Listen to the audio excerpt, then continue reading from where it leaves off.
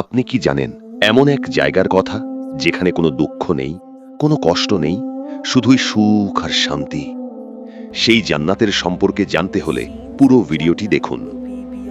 একবার কল্পনা করুন তো, এমন এক রাজপ্রাসাদের কথা, যা যেন এক বিশাল ফাঁপা মুক্তাকে খোদাই করে বানানো, যার ভেতরের প্রশস্ততা 40-50 নয়, বরং পুরো 60 মাইলের জগৎ। ভাবুন এমন এক বাগানের কথা, যার মাটি জাফরান কস্তুরীর ঘ্রাণ ছড়িয়ে রাখে বাতাসে, এবং যার নুড়িগুলো ঝিলমিল করে মণিমুক্তার মতো।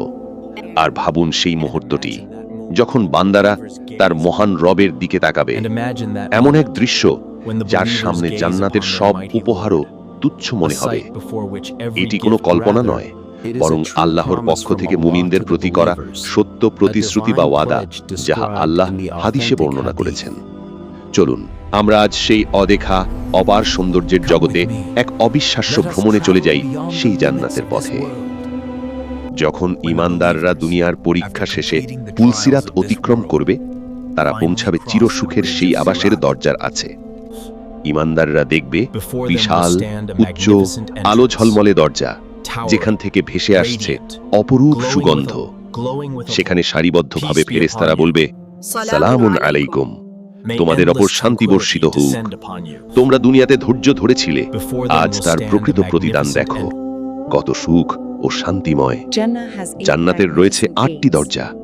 প্রতিটি দরজা এত প্রশস্ত, এর এক প্রান্ত থেকে অন্য প্রান্তে পৌঁছাতে 40 বছরের পথের সমান হবে।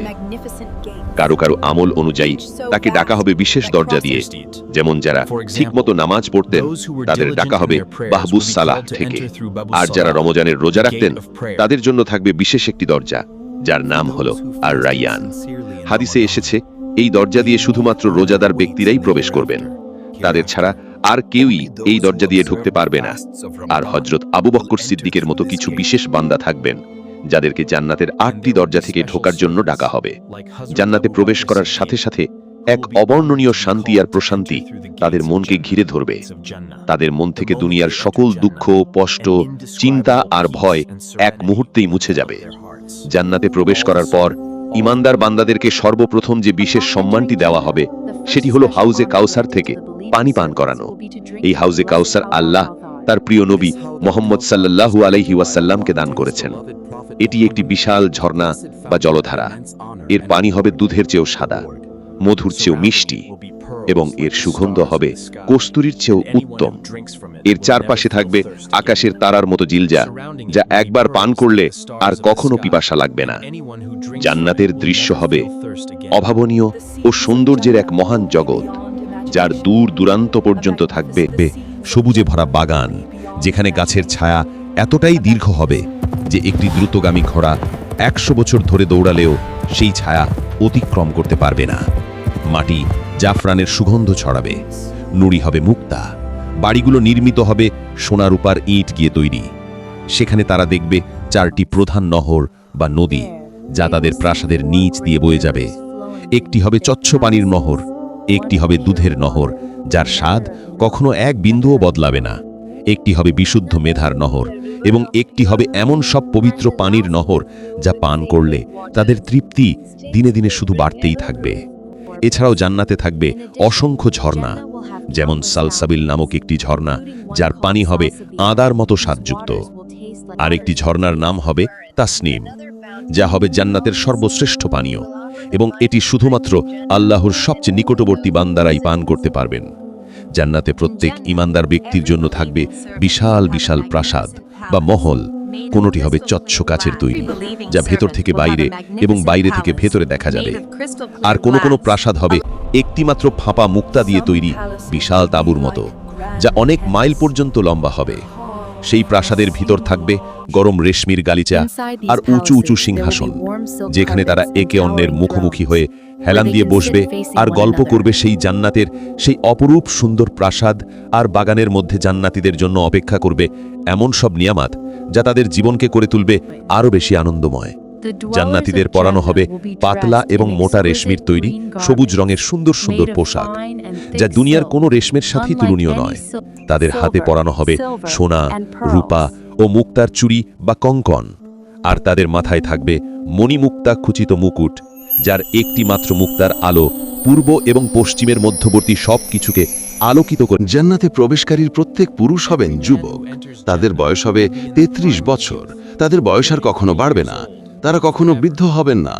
তাদের সৌন্দর্য হবে হযরত ইউসুফ আলাইহিসসালামের মতো, এবং তাদের উচ্চতা হবে আমাদের আদি পিতা হযরত আদম আলাইহিসসালামের মতো ৬০ হাত লম্বা। তাদের মুখে কোনো দাড়ি থাকবে না, দাড়িবিহীন যুবক, এবং তাদের চোখ হবে সুরমা লাগানো। আর দুনিয়ার যে নেককার নারীরা জান্নাতে যাবেন, তাদের সৌন্দর্য আর মর্যাদা হবে কল্পনাতীত। আল্লাহ সেই সকল নেককার নারীদেরকে নতুন করে সৃষ্টি করবেন এবং তাদেরকেও চিরকুমারী এবং চির যুবতী বানিয়ে দেবেন, যাদের বয়স হবে সব সময় একই।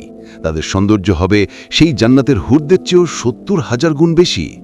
হাদিসে এসছে, একজন জান্নাতি নারী যদি দুনিয়ার দিকে একবার উঁকি দিত, তাহলে তার মুখের আলোর ঝলকানিতে সূর্যের আলো ম্লান হয়ে যেত এবং আসমান এবং জমিনের মধ্যবর্তী সব কিছু সুগন্ধে ভরে যেত।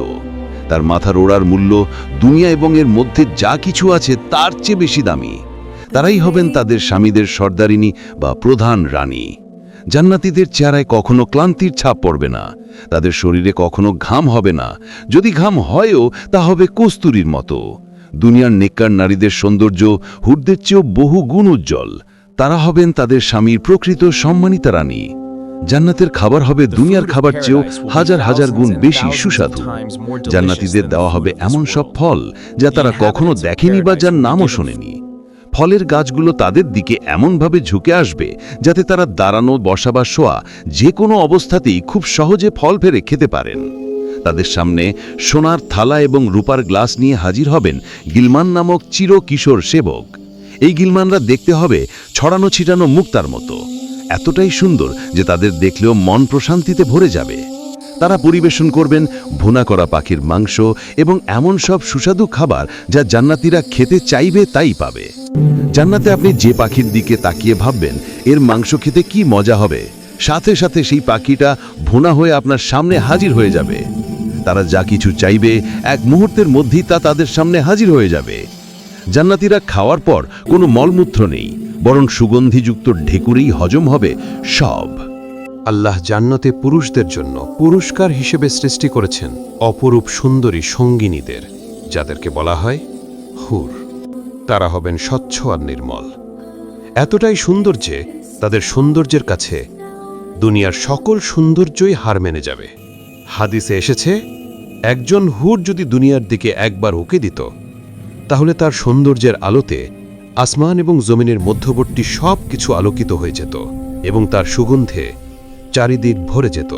তারা হবেন লজ্জাশীলা এবং তারা তাদের স্বামীদের ছাড়া আর কারো দিকে তাকাবেন না।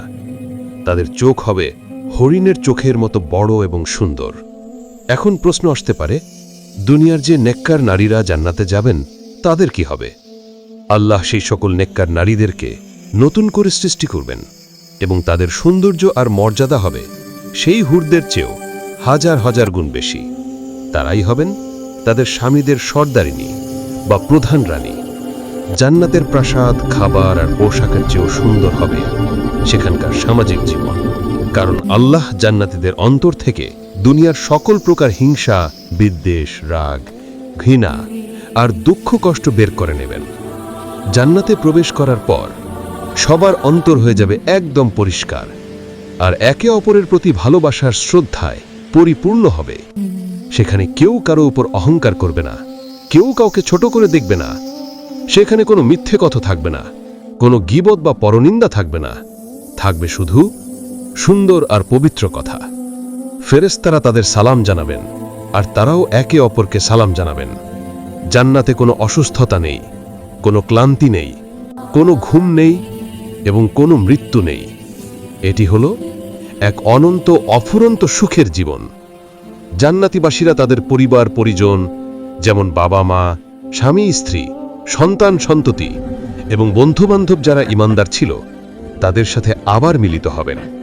যদি পরিবারের কারো মর্যাদা কম থাকে, তাহলে আল্লাহ তার দয়ায় নিচের মর্যাদার সদস্যদেরকে উপরের মর্যাদার সদস্যদের সাথে মিলিত করে দেবেন, যাতে তাদের আনন্দ পূর্ণতা পায়। তারা একসাথে তাদের প্রাসাদের সিংহাসনে বসে দুনিয়ার জীবনের কথা মনে করবে। তারা মনে করবে, কিভাবে তারা আল্লাহর পথে চলার জন্য ধৈর্য ধারণ করেছিল, কিভাবে তারা একে অপরকে ভালো কাজে সাহায্য করেছিল, আর এই সব কিছুর জন্য তারা আল্লাহর শুকরিয়া আদায় করবে। হাদিসে এসেছে, জান্নাতে প্রতি শুক্রবার একটি বিশেষ বাজার বসবে, কিন্তু এই বাজার দুনিয়ার বাজারের মতো কোনো কেনাবেচার জায়গা হবে না। জান্নাতীরা যখন সেই বাজারে যাবেন, তখন উত্তর দিক থেকে এক ধরনের সুগন্ধি বাতাস বইবে, যা তাদের পোশাক এবং চেহারার উপর দিয়ে বয়ে যাবে। সেই বাতাসের স্পর্শে তাদের সৌন্দর্য এবং উজ্জ্বলতা আগের চেয়েও বহুগুণে বেড়ে যাবে। যখন তারা সেই বাজার থেকে তাদের প্রাসাদে ফিরে আসবেন, তখন তাদের পরিবারের সদস্যরা তাদের দেখে অবাক হয়ে বলবে, আল্লাহর কসম, তোমরা তো আগের চেয়ে আরো অনেক বেশি সুন্দর হয়ে গেছো। উত্তরে তারাও বলবে, আল্লাহর কসম, তোমরাও তো আমাদের যাওয়ার পর আরো অনেক বেশি সুন্দর হয়ে গেছো। এভাবেই জান্নাতে তাদের সৌন্দর্য এবং সুখ দিনে দিনে শুধু বাড়তেই থাকবে, কখনো কমবে না। জান্নাতের সর্বোচ্চ পুরস্কার হবে রবের দর্শন। সব সুখ নিয়ামতের পরও সবার হৃদয়ে এক আকাঙ্ক্ষা থাকবে, রবকে দেখার আকাঙ্ক্ষা। একসময় আল্লাহ ডেকে বলবেন, হে জান্নাতবাসীরা, তোমরা কি সন্তুষ্ট? তারা বলবে, হে আমাদের রব, আপনি আমাদের জাহান্নাম থেকে রক্ষা করেছেন, জান্নাতে এনেছেন, এত নিয়ামত দিয়েছেন, আমরা কিভাবে অসন্তুষ্ট হব? তখন আল্লাহ বলবেন, আজ আমি তোমাদের উপর আমার সন্তুষ্টিকে স্থায়ী করে দিলাম। এই ঘোষণার পর আল্লাহ নিজের এবং জান্নাতবাসীদের মাঝখানের হিজাব বা পর্দা সরিয়ে দেবেন, আর জান্নাতীরা আল্লাহকে দেখবে। এমন দৃশ্য যার সৌন্দর্যে জান্নাতের সব নিয়ামত তুচ্ছ হয়ে যাবে।